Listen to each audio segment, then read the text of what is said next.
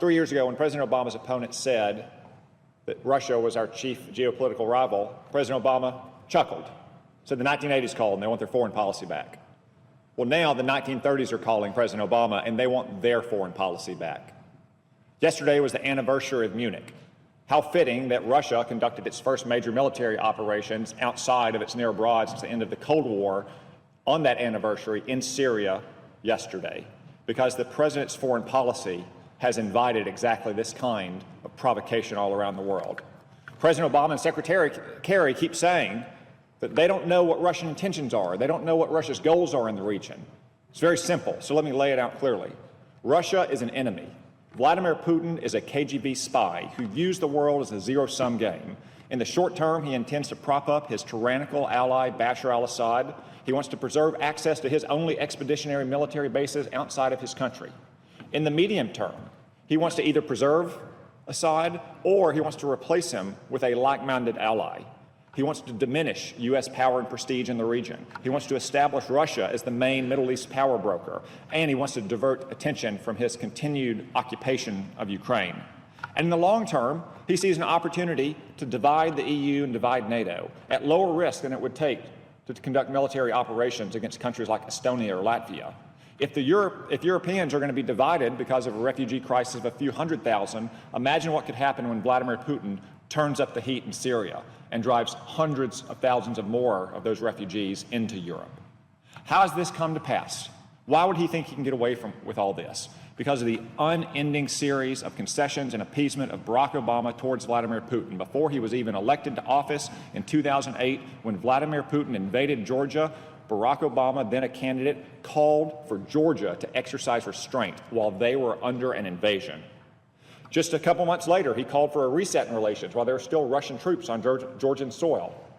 A few months after that, he withdrew missile defense systems from the Czech Republic and Poland on the 70th anniversary of Russia's invasion of Poland, without so much as a heads up and without getting anything in return.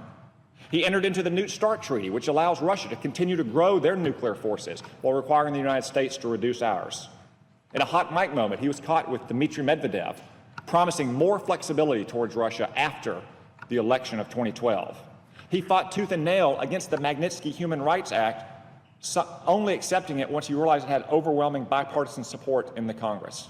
He continues to look the other way as Russia violates the Intermediate Range Nuclear Forces Treaty. He jumped at the opportunity that Vladimir Putin provided him in 2013 to avoid carrying out his airstrikes in Syria to enforce his own red line.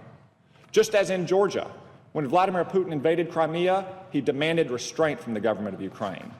When Vladimir Putin began to conduct operations in eastern Ukraine, he looked the other way, he imposed weak sanctions. To this day, he refuses to arm them in the ways that they are desperately calling for. So, what should we do now? Again, I think it's pretty simple. Let me lay it out. We should make it clear that Vladimir Putin and Russia will not be a power in the Middle East. We should pressure our partners to do the same thing.